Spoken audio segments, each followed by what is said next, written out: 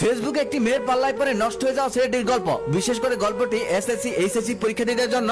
তবে সবাই মনোযোগ দিয়ে শুনবেন, সবার জন্য শিক্ষণীয় হবে। মাথায় চপচপে তেল, চুলের ডান পাশ দিয়ে সিঁথি করে কলেজ আসা ছেলেটির নাম সুজন, যাকে কলেজের কম বেশি সবাই চেনেন, কারণ বরাবরই কলেজের মুখ উজ্জ্বল করে সে। ভালো রেজাল্ট করে, যেমন আচার ব্যবহার তেমনি ব্রিলিয়েন্ট স্টুডেন্ট। তবে তার পোশাক আশাক বা চলাফেরা এই যুগের ছেলে মেয়েদের মতো না, যার কারণে অনেকেই তাকে খ্যাত নামে চেনেন, আবার অনেকেই তাকে চেনেন না, কারণ সে সময় মতো কলেজ আসে, আবার কলেজ শেষ হলে বের হয়ে যায়। টিফিনে মাঝখানে যে সময়টা পায়, সে সামান্য খাওয়ার সময়টা বাদে সবসময় বই নিয়ে বসে থাকে। বন্ধু বান্ধবের আড্ডায় তাকে তেমন একটা কখনোই দেখা যায় না। ছেলে বন্ধু তেমন একটা নেই, মেয়েদের তো ধারের কাজ দিয়ে যায় না। সুজন এবার এইচএসসি পরীক্ষা দিবে। তার মায়ের অনেক স্বপ্ন ছেলে ভালো একটা রেজাল্ট করবে, তারপর স্কলারশিপ পেয়ে ভালো একটা হসপিটালে ভর্তি হবে, তারপর ভালো একটা ডক্টর হয়ে এলাকাবাসী আর গরিব মানুষকে ফ্রিতে চিকিৎসা দেবে। তাই মায়ের ইচ্ছে অনুযায়ী সুজন ভালোভাবে লেখাপড়া করছিল। তার ফাইনাল পরীক্ষার সময় বাকি আর 5 মাস। ঠিক সেই সময় সে তার এক বন্ধুর কাছ থেকে শুনেন যে ফেসবুকে নাকি ভালো ভালো কলেজের ভালো ভালো টিচারের ভালো ভালো সাজেশন পাওয়া যায়। সুজন তাই ঠিক করেন যে সে একটি ফোন কিনবে আর ফেসবুক ইউজ করবে। তারপর তার মাকে গিয়ে বলে ফোন দিয়ে লেখাপড়া করা যায়। তারপর তার মা অনেক কষ্ট হলেও সেই ফোনটা কিনে দেয়, কারণ ফোন দিয়ে ছেলে লেখাপড়া করবে। এটা শুনে তার মা অনেক কষ্ট হলেও ফোনটা কিনে দেন। পরের দিন সুজন ফোনটি নিয়ে স্কুলে যায় আর এক বন্ধুকে বলে ফেসবুক আইডি খুলে দিতে। সে একটি ফেসবুক আইডি খুলে দেয় আর ভালো ভালো সাজেশন গ্রুপে লাইক দিয়ে দেয়, সাথে কিছু অন্য পেজেও লাইক দিয়ে দেয়, যাতে সুজন আশেপাশের বিষয়ে কিছু জানতে পারে, কিছু শিখতে পারে। সেদিন থেকেই সুজন ফেসবুক ইউজ করতে থাকে, ভালো ভালো সাজেশন সেখান থেকে সংগ্রহ করতে থাকে। দিনে দিনে তার উন্নতি হচ্ছিল।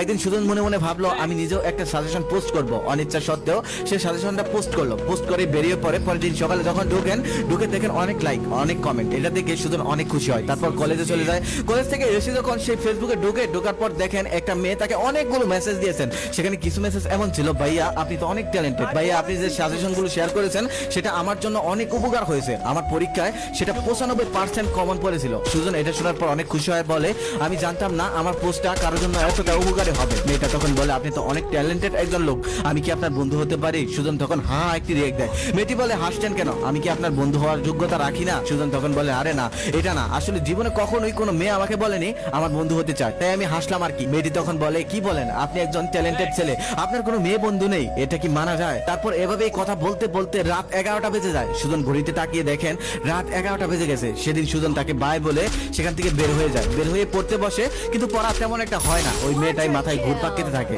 পরের দিন সুজন মনে মনে খুব খুশি, কারণ তার এখন একটি মেয়ে বন্ধু আছে। তারপর তার সাথে অবিরত চ্যাটিং করতে থাকে, দুষ্ট মিষ্টি কথায় মেতে থাকে। যেই সুজন সবসময় ফার্স্ট বেঞ্চে গিয়ে বসতো, সে এখন একদম লাস্টে গিয়ে বসেন, কারণ মেয়েটা তাকে একটু পর পর মেসেজ দেন, সেগুলো রিপ্লাই দিতে হয়। অনেকের এটা নজর পড়ে যায়, টিচারদের নজরেও পড়ে, কিন্তু তাকে তেমন একটা কিছু বলে না, কারণ সে ভালো ছাত্র। তাই তার এমন পরিবর্তন দেখে তার ক্লাসমেট জিসান তাকে বলেন, ভাই তুই এমন ভালো একটা ছাত্র, তুই যেমনটা করছিস এটা ঠিক না। অপরিচিত একটা মেয়ের সাথে কথা বলে যেই সময়টা নষ্ট করছিস, এই সময়টা তোর জন্য নষ্ট করা মোটেও এখন ঠিক না, কারণ আমাদের সামনে ফাইনাল পরীক্ষা। আর তোর মা তোকে নিয়ে কত স্বপ্ন, তোকে কত কষ্ট করে লেখাপড়া করাচ্ছে, অন্যের বাড়ি কাজ করে, তুই এই জিনিসটা মাথায় রাখিস। সুজন তখন রাগ করে তাকে বলে আমারটা নিয়ে তোকে ভাবতে হবে না, আমারটা নিয়ে আমি ভাবছি, তুই তোরটা নিয়ে ভাব, তোর চিন্তা কর। জিসান তখন মন খারাপ করে সেখান থেকে চলে আসার মনে মনে ভাবতে লাগে সামান্য একটা মেয়ের জন্য যেই কাজটা করছে এটা মোটেও ঠিক করছে না, কারণ জিসান এই মেয়েদের সম্পর্কে আগে থেকেই জানে। জিসান তাদের ক্লাসমেট হলেও সে এই বিষয়ে অনেক আগেই পেকে গেছে, এই অভিজ্ঞতাটা সে অনেক আগেই নিয়ে নিয়েছে। তারপর সে এগুলো ছেড়ে দিয়ে এখন লেখাপড়ায় মন দিয়েছে। সে জেনে গেছে এই সবের মধ্যে কিছু নেই। যেই সুজন পরীক্ষার আগে দিনরাত লেখাপড়া করতো, সেই সুজন এখন পরীক্ষার আগে দিনরাত একটা মেয়ের সাথে কথা বলে সময় পার করে দিচ্ছে। লেখাপড়ার মধ্যে তার কোনো মন নেই। পরীক্ষার আগের রাত্রেও সে সারা রাত মেয়েটার সাথে কথা বললো আর কোনো প্রস্তুতি ছাড়াই পরীক্ষা দিতে গেল। পরীক্ষার হলে গিয়ে জিসানকে ডাক দিয়ে বলতেছে, ভাই দেখতো আজকের প্রশ্ন এত কঠিন কেন? জিসান তখন মনে মনে ভাবতেছে আজকের প্রশ্ন কঠিন হয়নি, তুই এই পরীক্ষায় প্রস্তুতি নেসনি, তুই তো সময় নষ্ট করেছিস ওই মেয়েটার পিছনে। তারপর তাদের পরীক্ষা এভাবে শেষ হয়ে গেল। সুজন সারা দিন রাত সেই মেয়েটার সাথে কথা বলে। যেদিন রেজাল্ট দিবে, সুজনের মা অনেক কষ্ট করে টাকা জোগাড় করলো, গ্রামবাসীকে মিষ্টি খাওয়াবে, কারণ তার ছেলে ভালো একটি রেজাল্ট করবে সে আগে থেকেই জানতো, কারণ বরাবরই সে ভালো রেজাল্ট করে আসছে। তারপর রেজাল্টের দিন সুজন কলেজে গেল। সেখানে গিয়ে দেখলো রেজাল্টের শিটে তার নাম নেই। সে অনেকটা খোঁজার পর নাম পেল না। তারপর জিসানকে বললো, জিসানও দেখলো। তারপর অবশেষে দেখলো সে ফেল করেছে, তা আবার 3 সাবজেক্টে। এটা দেখার পর তার মাথায় আকাশ ভেঙে পড়লো। সে আর বাড়িতে গেল না, অনেক সন্ধ্যা হয়ে গেল। তারপর সে বাড়িতে গেল, গিয়ে দেখলো তার মা তার অপেক্ষায় বসে আছে, তার রেজাল্ট আসবে আর তার মা পুরো গ্রামে মিষ্টি খাওয়াবে। তখন গিয়ে তার মাকে বললো, মা আমি পাস করতে পারিনি, আমি তোমার স্বপ্ন পূরণ করতে পারিনি। এটা শোনার সাথে সাথে তার মা অজ্ঞান হয়ে গেল।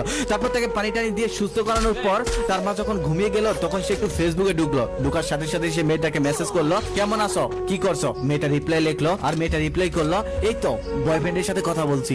এই কথাটা শোনার পর সুজনের মাথায় আকাশ ভেঙে পড়লো। সুজন তখন বললো, তোমার বয়ফ্রেন্ড আছে, আগে তো বলনি। মেয়েটা তখন বললো, আজকেই বানিয়েছি। তুমি তো ফেল করেছো, ফেল করা ছাত্রীর সাথে আমার কোনো সম্পর্ক থাকতে পারে না। তারপর আর সুজন তার সাথে কথা বলতে পারেনি, কারণ সেদিনই তাকে ব্লক করে দেওয়া হয়েছিল। যারা বর্তমানে লেখাপড়া করতেছো তারা এই কথাটা খুব ভালোভাবে মনে রাখো, ছেলেদের সফল হতে হয় আর মেয়েরা সফলদেরকে খোঁজে। তাই লেখাপড়ার সময় মেয়েদের পিছনে সময় নষ্ট না করে সময়টা লেখাপড়ার পিছনে দাও, তাহলে জীবনে ভালো কিছু হবে। মেয়েদের পিছনে ঘুরে কিছুই হবে না।